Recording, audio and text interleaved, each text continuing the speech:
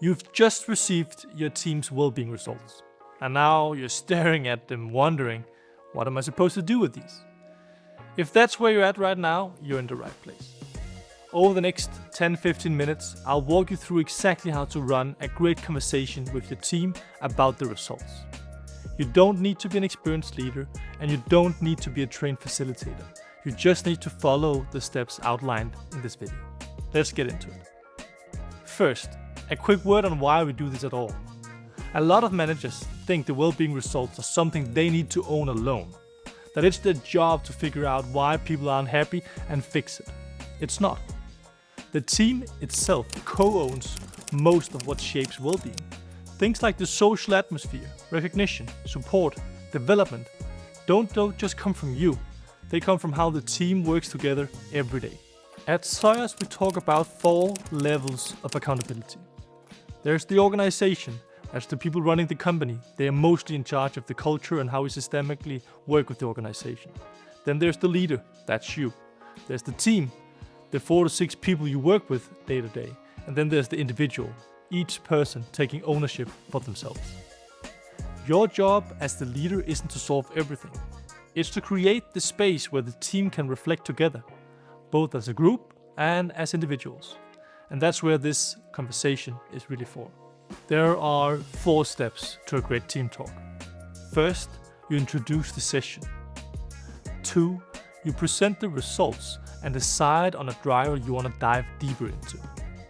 3, you open up the conversation with some great reflective questions. And 4, you summarize and decide on next steps. Now, you can probably rush through it in 30 minutes if you really have to, but honestly, I'd suggest you give it a full hour. The conversation is where the value is, so you don't want to cut it short. If you're new to facilitation, then follow this framework pretty closely. It's been tested and validated, and we know it works. If you're more experienced as a leader or with facilitation, feel free to freestyle wherever you like. Let's go over step 1. Introduce the session. Now keep it short, it shouldn't take more than a few minutes. You're doing 3 small things here. You're setting the purpose, you're setting the goal, and you're setting expectations for the next hour. Here's how it could sound. Start with the purpose. Hey everyone, I'm really glad we found time for another one of these talks about how we're doing as a team. We all know that how we feel at work is directly linked to how we perform, both individually and together. And honestly, work should be something we enjoy. So I'm happy we're prioritizing it. Then, the goal. The goal today is to look at our results, pick one driver to dive into, and have a real conversation about what it means to us and how we can improve it both individually and as a team. And as the third and final thing, you define what success looks like. By the end of this hour, my hope is that each of us walks away inspired to change one thing for ourselves, and that we've agreed on one thing we'll try together as a team. That's it. Don't over-explain. Move on to the next phase. Step 2. Present the results. This also shouldn't take more than a few minutes. Many have a temptation to walk through every chart, every heat map, every comment. Don't do that. Just show one chart, and that's the driver scores. That's the view with your 8 drivers and how each one is doing and trending. That's enough. Walk the team through it briefly. Something like, these are our scores across the 8 drivers that we measure. As you can see, we're doing really well on social and life harmony. We're solid on a few others. And then we've got a real challenge on development, which is our lowest score. On average, our well-being isn't where I want us to be, and I'd really like us to improve. Then you suggest one driver to focus on. Could sound like this. Zoios recommends zooming in on just one driver. Given that development is our lowest score and that I think your development really matters, I suggest we focus there today. Are you all good with that? A quick word on picking the driver. If you have more than one measurement to compare against, then don't just look at the raw scores, also look at the trend.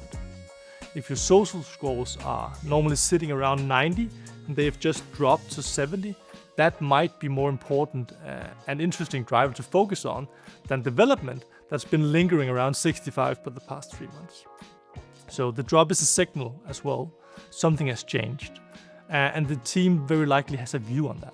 So check in. If someone really wants to focus on something else, that's fine. go with that. But usually the lowest scoring driver or the one with the sharpest drop is the right place to stop. And one more thing. If you feel like you've covered this driver recently, then pick another one. Or if it's a driver that just keeps showing up as a struggle, then make the conversation about that. Why does this one driver keep being hard for us? What is it about how we work that makes this driver not move? Sometimes the most valuable conversations isn't about a new driver, it's about understanding why an old one won't budge. And a quick note, if you're not sure what counts as a good or bad score, we have a separate guide for that in our knowledge base. Step 3. Now we're at the heart of the session. It's the phase where we open up the conversation. This part should take 20 to 40 minutes depending on how long your session is. You're going to ask the team 4 questions. For each one, you'll give them 3 minutes to reflect in silence and write down keywords. Then you'll go around the table and share. The 4 questions are: first, what does this driver mean to you? 2, how could you lift this driver for yourself? 3, how could the team work differently together to improve this driver? And the 4th one is, what do you need from me, your team lead, to improve this driver? Now let me walk you through how to introduce each one. Question 1. What does this driver mean to you? Could sound like this. Okay, development is, we're going to go through 4 questions over the next 40 minutes or so, leaving time at the end for summaries. For each question, you'll get 3 minutes to reflect in silence and jot down some keywords, then we'll go around the table. The first question is, what does development mean to you? For example, what's important to you in that regard? And I'll start the clock now. You'll have 3 minutes. Please reflect in silence. Then you wait, and when time's up, that's it. 3 minutes gone. Who wants to share first? Then we'll go around the room. From there, perfect. Sophie, go ahead. And then let people talk. Let conversations spark. Don't try to decide any actions yet. That comes later. Right now, you're just understanding what this driver means to each person. Also, make sure everyone shares. If someone goes quiet, gently bring them back in.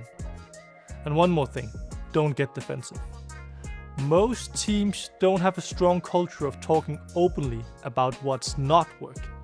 So when they finally do, it can hit a little harder than the situation actually warrants. And you might walk out of the room thinking things are worse than they actually are. They're probably not. They're just being said out loud for the first time. So embrace it. Stay interested. Don't fight it, don't argue, don't try to explain it away, and don't defend decisions. If you can't sit with the uncomfortable parts of having this conversation, then the talks like these become quite impossible. Honestly, you'll never quite become the person your team chooses to follow. Question 2. How could you lift this driver yourself? So you introduce the next question.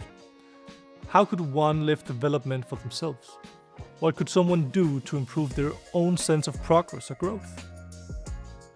You run the same routine, you give them 3 minutes in silence, you share around the table. Question 3. How could our team work differently, collaborate or support each other in order to improve development? What could we do together that would actually move the needle?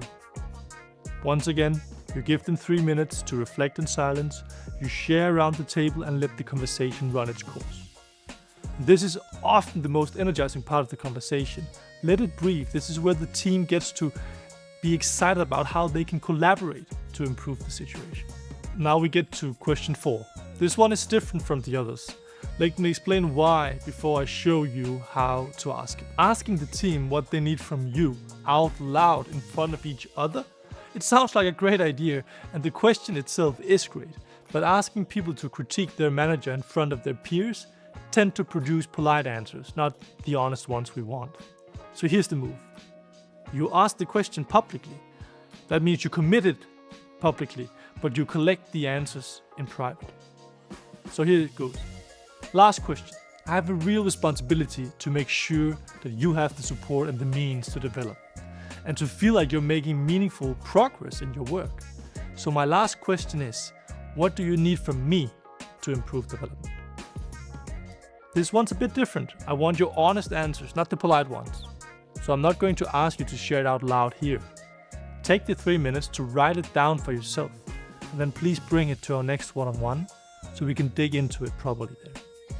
That's it, 3 minutes of silence, please write. They don't share around the table, they just nod it down so they can bring it later. By asking publicly, you show the team that you're not shying away from your role in their development. But by moving the answers to one-on-ones, you actually get the feedback you can and need to do something about it. Step 4 is about summarizing and deciding on next step. You've just spent the bulk of the session and the meeting here having some really good conversations. Now you're going to land it. Start with thanking everyone. Thank you all for being so honest and open today. It's been really valuable getting to understand how each of us sees development. And then you ask for an individual commitment. I'd like us to take 30 seconds in silence. Reflect on one change that really spoke to you. The one thing that you'll commit to doing for yourself going forward. And note it down.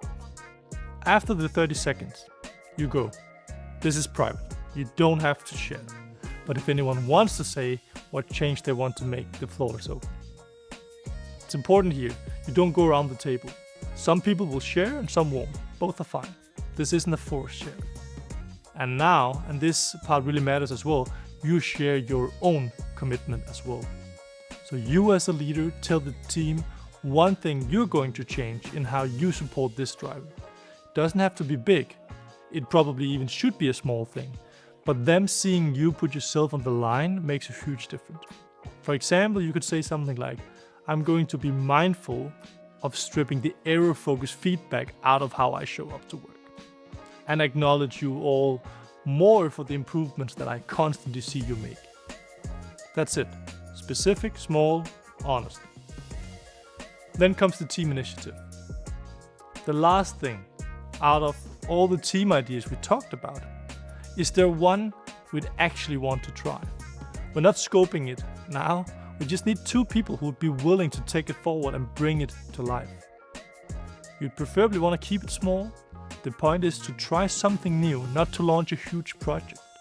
So if someone suggests, I think we should try a monthly share a case and get feedback session. Ask if they'd be willing to plan it, or if someone else would join them in doing so. Please try not to take it on yourself. Let the team own it. That's a big part of what makes this work. And if no one wants to take an initiative forward, that's okay too.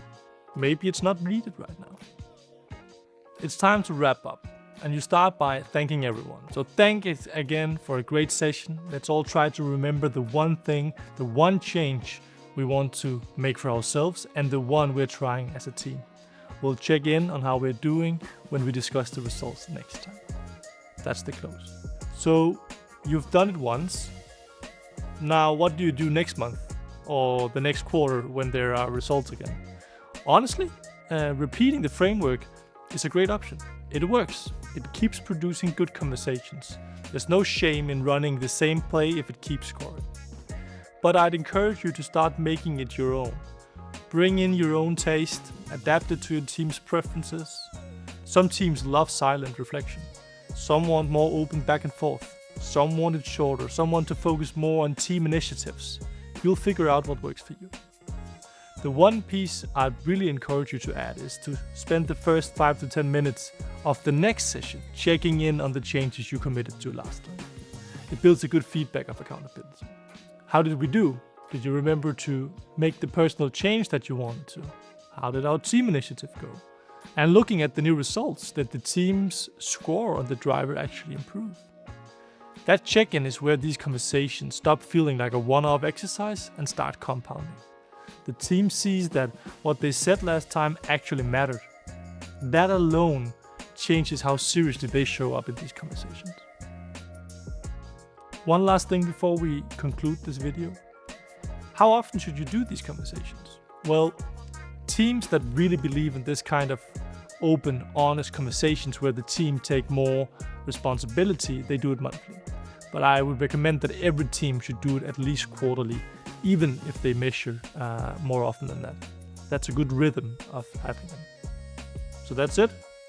4 steps in an hour, a real conversation with your team. You don't need to be a senior leader to run this. You don't need years of experience. You just need to show up, follow the framework, and listen. Well, if you're nervous before your first conversation with your team, that's completely normal. Consider printing the guide, having it on the table next to you. Nobody minds a manager who came prepared. Even the best coaches in the world bring their playbook to team meetings. Good luck, you got it.